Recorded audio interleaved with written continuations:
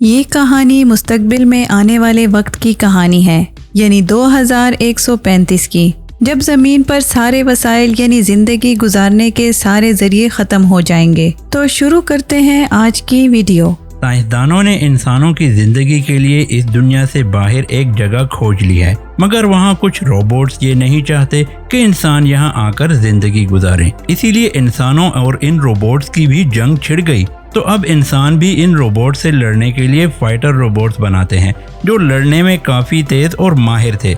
मगर इसके बाद क्या होगा ये हम इस कहानी में जानेंगे। तो फिल्म की शुरुआत में हम बहुत सारे रोबोट्स को एक जगह पर पड़ा हुआ देखते हैं। इन्हें देखने से लग रहा था कि यहाँ कोई खतरनाक लड़ाई हुई है। इन्हीं रोबोट्स के बीच हम जेंग ई को देखते हैं जो कहानी की अहम किरदार है, जो बेहोश पड़ी थी। जब इसकी आंखें खुलती हैं तो वो देखती है कि कुछ रोबोट इसे मारने के लिए आ रहे हैं। तो वो उठती है और जल्दी से अपनी बंदूक उठाकर उनसे लड़ने लगती है और वो एक एक करके बड़ी आसानी से सबको मार देती है। और तभी वहाँ एक काफी बड़ा और खतरनाक रोबोट आ जाता है जो देखने में डॉग जैसा लग रहा था, क्योंकि ये एक डॉग रोबोट था।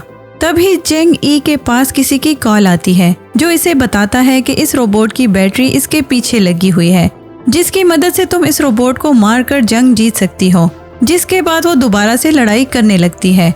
ये भी कहा जाता है कि जेंग ई अपनी दुनिया से बाहर किसी दूर जगह पर है, क्योंकि वो यहाँ एक मिशन के लिए आई थी। जेंग ई इन खतरनाक दो रोबोट से काफी देर तक लड़ती रहती है। वो लगातार इस पर गोलियां भी चला रही थी, जिससे इस रोबोट में आग लग जाती है। मगर वो रोबोट काफी ताकतवर था, इसलिए अपने ऊपर लगी आग को वो बड़ी आसानी से बुझा देता है। वो रोबोट फिर जेंग ई को मारने के लिए इसकी तरफ बढ़ता है। इसके पास बचने का कोई रास्ता नहीं था, इसलिए वो भागती है और ऊपर जाकर छुप जाती है। मगर असल में ये उसका एक प्लान था, रोबोट को अपने जाल में फंसाने का। क्योंकि जैसे ही रोबोट इसे देखता है और गोली चलाता है तो वो गोली सीधी जाकर गैस टैंक पर लगती है, जिससे वहां आग लग जाती है और काफी बड़ा धमाका हो जाता है। ऐसा होने से बहुत सारे पत्थर इस रोबोट पर आकर गिरते हैं। अब इस मौके का फायदा उठाकर जेंग ई इस रोबोट पर बंदूक तान लेती है और गोली मारने ही वाली थी, मगर इसकी नजर एक गुड़िया पर पड़ जाती है, जिससे उसका ध्यान भटक जाता है और रोबोट उसे गोली मार देता है, जिसमें जेंग ई की 2 उंगलियां टूटकर अलग हो जाती हैं। अभी वो अपनी उंगलियां देख ही रही थी कि तभी अचानक वो रुक जाती है। यहाँ हमें पता चलता है कि जेंग ई भी कोई इंसान नहीं है, बल्कि वो एक फाइटर रोबोट है जिसे एक लैब में टेस्ट किया जा रहा था। अब तभी इस लैब में कुछ साइंसदान आकर कहते हैं कि जेंग ई हमेशा यहीं पर आकर रुक जाती है, मतलब वो इससे आगे लड़ाई नहीं कर पाती और लड़ाई में हार जाती है। न जाने ऐसा क्यों होता है।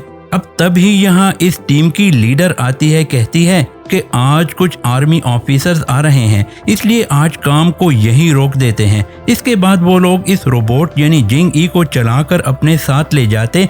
वो इसे अपने साथ इंटरव्यू वाले कमरे में लेकर गए। इसके जिस्म के सारे हिस्से अलग कर दिए गए और सिर्फ ऊपर वाला हिस्सा ही वहाँ रखा गया था। यहीं हम लैब के डायरेक्टर को भी देखते हैं जो आर्मी ऑफिसर्स को पेशकश देने के लिए तैयारी कर रहा था। वो टीम की लीडर से काफी बड़ी बड़ी बातें करता है कि मैं काफी अच्छी पेशकश देता हूँ और देखना मैं इन सबको हैरान कर दूंगा। मगर जब ऑफिसर्स यहाँ आते हैं तो इनके सामने तो इसकी बोलती ही बंद हो जाती है। पर फिर भी वो कोशिश करता है अच्छी प्रेजेंटेशन देने की, जिसमें वो कहता है कि इस साल 2135 में जमीन पर जिंदगी गुजारने के सारे जरिए खत्म हो गए हैं, तो इसीलिए यहाँ पर जिंदगी गुजारना नामुमकिन है। तो इन हालात को देखते हुए साइंसदानों ने इंसानों के रहने के लिए जमीन से बाहर आसमान में जगह बनाई थी। पर वहाँ पर कुछ रोबोट्स थे जो वहीं पर रहते थे। वो बगावत पर उतर आए, क्योंकि वो नहीं चाहते थे कि इंसान यहाँ पर आकर रहे और यहाँ के तमाम वसाइल को खत्म कर दे।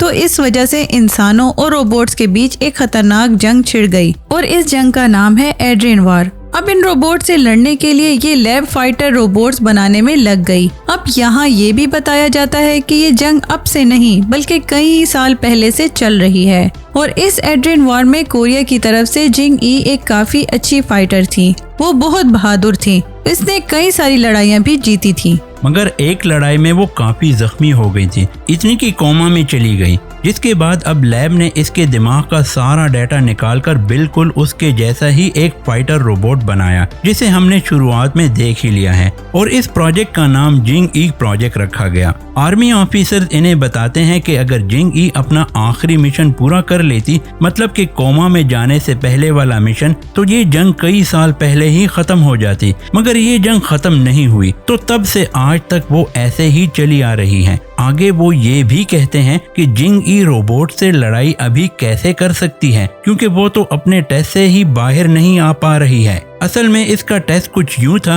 कि इसे सब कुछ सिखाने के लिए सारा माहौल वैसा ही बनाकर दिया जाता था जैसा एक जंग में होता है, मगर वो इसे भी पास नहीं कर पाती। अब पेशकश के बाद हम डायरेक्टर को देखते हैं जो काफी खुश था। वो अपने लीडर को कहता है कि पेशकश काफी अच्छी रही, और अगर आर्मी ऑफिसर को हमारी ये फाइटर रोबोट पसंद आ गई और उन्होंने टेस्ट पास कर लिए, तो आर्मी हमें ग्रीन सिग्नल दे देगी, मतलब कि वो इन रोबोट्स को जंग में भी शामिल कर लेंगे और आर्मी में भी ले लेंगे। लीडर फिर इसे बताती है कि ये प्रोजेक्ट सदर की इजाजत से शुरू किया गया है और आज वो हमारे लैब में आने वाले हैं। जिसके बाद लीडर एक रोबोट का इंटरव्यू लेने के लिए चली जाती है। वो रोबोट सब कुछ बिल्कुल जिंग ई की तरह ही कर रही थी, क्योंकि इसके दिमाग में जिंग ई का ही डाटा डाला था। फिर डाटा को बाहर निकालने के बाद इस रोबोट को तोड़ दिया जाता है। अब यहाँ लीडर अपने साथ काम करने वाले आदमी को बड़ी हैरानकुन जानकारी देती है। कहती है कि असल में जिंग ई मेरी माँ थी।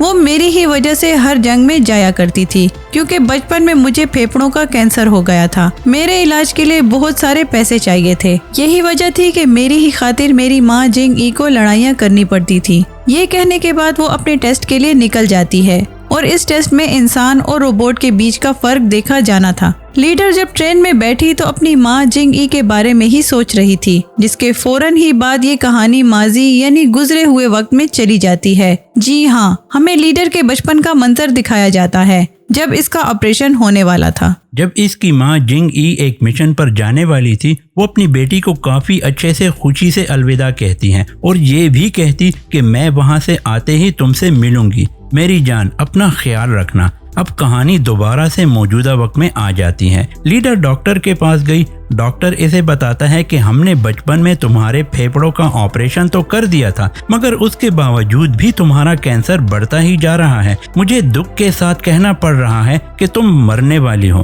तुम्हारे पास बस 2 महीने का वक्त है, तो मैं तुम्हें मशवरा दूंगा कि तुम अपना दिमाग का डाटा किसी दूसरे जिस्म में डलवा लो। जिसके बाद डॉक्टर इसे ऐसा करने के 3 ऑप्शन देता है। पहला ये कि इसे इंसानों के सारे हुकूक मिलेंगे। दूसरा ये कि इसे सारे हुकूक तो मिलेंगे, मगर कुछ काम ऐसे हैं जो इसे नहीं करने, और वो है शादी करना, घूमना फिरना वगैरह। और तीसरा बिल्कुल फ्री आज़ाद है, मतलब वो इस ऑप्शन को लेकर अपना डाटा किसी कंपनी को भी दे सकती है, मगर इसमें इसे इंसान नहीं समझा जाएगा। इसके डाटा को इस्तेमाल करने में कोई पाबंदी नहीं लगाई जाएगी। गवर्नमेंट भी इस डाटा को इस्तेमाल कर सकती है, बदले में ऐसे इंसान को पैसे भी दिए जाएंगे। अब जब लीडर वहाँ से चली जाती है तो हमें पता चलता है कि वो डॉक्टर भी खुद एक रोबोट ही है। इसके बाद कहानी एक बार फिर माजी में चली जाती है, जहाँ लैब वाले जिंग ई की माँ यानी लीडर की नानी को एक एग्रीमेंट के बारे में बताते हैं। कहते हैं कि आप इस एग्रीमेंट पर साइन कर दीजिए। एग्रीमेंट में था कि हम जिंग ई के दिमाग के डाटा को इस्तेमाल करके एक ऐसी चीज यानी एक ऐसा रोबोट बनाएंगे जो बहुत ही ताकतवर होगा, और वो एड्रिन जंग में इतना लड़ेगा कि खुद को इतना ताकतवर साबित कर देगा कि एड्रिन जंग खत्म हो जाएगी। दोस्तों, ये कहानी यही नहीं खत्म होती। 2030 की इस फिल्म में हमें आगे आने वाली नई दुनिया के बारे में बताया जा रहा है। अगर आप इस फिल्म की और तफसीलात देखना और सुनना चाहते हैं तो हमें कमेंट करके जरूर बताइए। आज के लिए इतना ही दोस्तों। नेक्स्ट वीडियो तक के लिए अल्लाह हाफिज।